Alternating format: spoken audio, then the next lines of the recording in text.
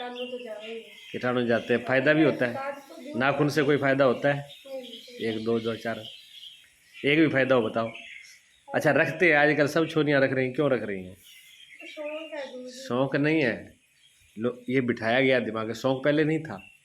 ये आज का जो मीडिया है ना, जिनको आप लोग ज़्यादा देखते हैं, जिनको लोग एक्टर कहते हैं, फिल्मी दुनिया के लोग हैं, वो लोग इनका प्रचार करते हैं, दिखाते हैं, लंबे बड़े बड़े नाखून करके उसमें पॉलिश करके वो दिखाएंगे। कहाँ से आते हैं बच्चों के पास में? सीधा थोड़ी आता है ना। ये प्रचार किया जाता है। प्रचार किया किस लिए किया जाता है? कि आप मरो, जल्दी मरो, इसलिए। क्यों? उनको पैसा कमाना है, ठीक है। उनको आपके स्वास्थ्य से, आपके जीवन से कोई मतलब नहीं है। आपकी आंखें ख़राब हो रही हैं, उनको कोई मतलब नहीं। आपके कान ख़राब हो रहे हैं, वो सॉन्ग से उसको कोई। आपका मन ख़राब हो रहा है, उनको कोई मतलब नहीं। आपका दिमाग ख़राब हो रहा है, उनको कोई मतलब नहीं है। आपका जीवन ख़राब हो रहा है, टाइम ख़राब हो रहा है, उनको कोई मतलब नहीं है। उनको सिर्फ पैसे से मतलब है।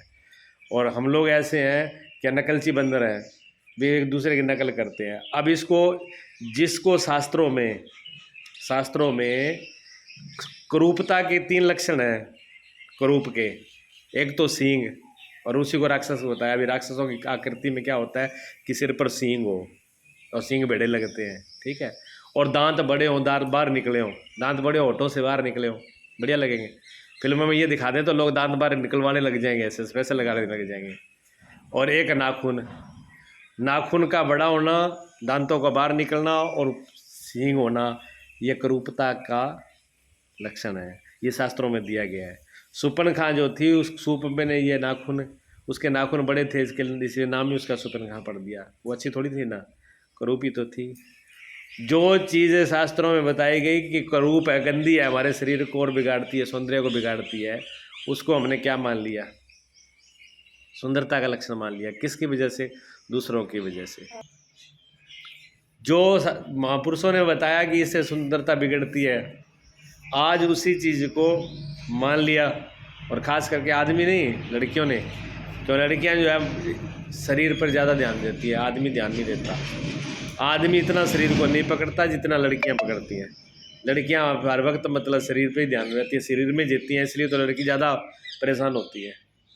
आदमी की अगर फुंसी हो जाए तो आदमी कोई टेंशन नहीं होती, और स्त्री को अगर फुंसी हो गई तो पूरी टेंशन में आ जाती है। ओ मेरी फुंसी हो गई, डॉक्टर के पास लेके जाओ। तो क्या बड़ी बात है, फुंसी हुई है, कैंसर थोड़ी हो गया। शरीर है, उसमें कुछ भी हो सकता है। लेकिन हाँ, पहले कोई देता था, लेकिन अब थोड़े से ये होना चाहिए, वो होना चाहिए, दुनिया भर का ये लगाओ, वो लगाओ, फलाना ठिकाना, ये सब क्या है? सुंदरता किसकी है? सुंदरता सिर्फ नाखूनों से कभी सुंदरता नहीं हो सकती, बड़े दांत सुंदरता नहीं हो सकती। पहली सुंदरता है शरीर का स्वस्थ होना। शरीर अगर स्वस्थ है, अच्छा है, काला हो गोरा हो कोई फर्क नहीं पड़ेगा, शरीर स्वस्थ होना चाहिए। अगर शरीर में बीमारी है तो शरीर करूप है, अगर शरीर में बीमारी नहीं है तो शरीर करूप नहीं है। सुंदर हो और बीमारी हो तो कितनी देर रहेगा सुंदर? बताओ। आप ऊपर से कुछ भी लगा लो, अगर शरीर में बीमारी है कि सुंदर कितनी देर रहेगा? खराब हो जाएगा ना। और कलर तो 2 ही होते हैं, कलरों में कोई फर्क नहीं पड़ता। वो भी एक मन की सोच है कि ऐसा कलर हो वैसा, वो भी मन की एक बढ़ाई हुई है। स्वस्थ शरीर, सुंदर शरीर। और उस पहला सुख है निरोगी काया।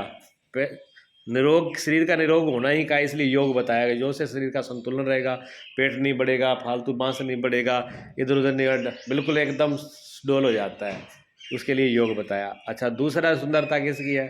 दूसरा सुंदरता है मन की। मन भी सुंदर होना चाहिए, मन में विकार नहीं हो, उसके लिए योग भक्ति सिमरण, उसके लिए बताया योग भक्ति सिमरण करो, पूजा करो, पाठ करो। मन की सुंदरता, जितनी मन में निखार आता जाएगा उतने आप सुंदर होते जाओगे। तीसरी सुंदरता है विचारों की। विचार सुंदर हो, जिनके विचार जितने ऊंचे विचार है वही लोग पूजेगा। दुनिया में जिनके विचार बड़े हैं वही तो पूजे गए हैं। बताइए आप, कौन पूजा जाता है? शरीर पूजा गए कि विचार पूजे गए? महात्मा गांधी का और हमारे शरीर में कोई अंतर थोड़ी है, नरेंद्र मोदी जी के हमारे शरीर में कोई अंतर थोड़ी है, ठीक है। विवेकानंद जी और बड़े बड़े जो इतने महापुरुष है, स्वामी दयानंद जी, उनके शरीर में हमारे शरीर में अंतर थोड़ी है, लेकिन हमारे और उनके विचारों में बहुत अंतर है।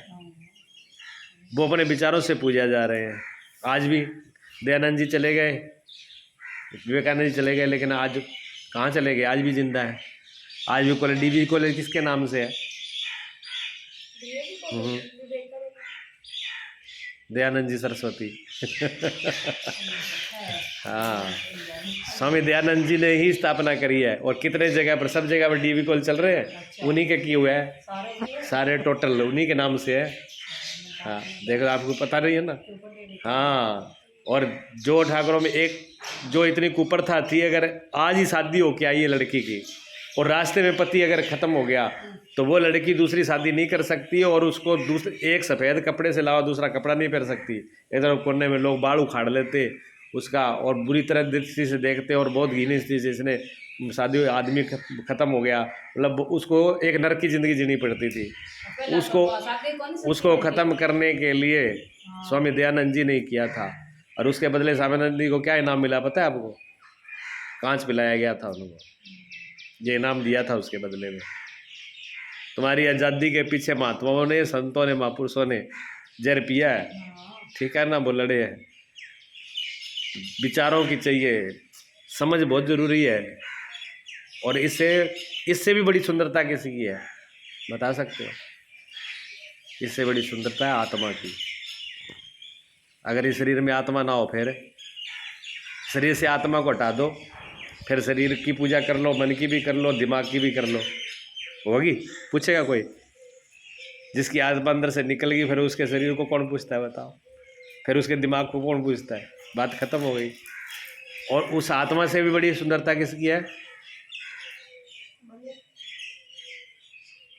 सोचो, मन तो बहुत पीछे रह गया। इसे मतलब आपने सुना नहीं, ध्यान कहीं और।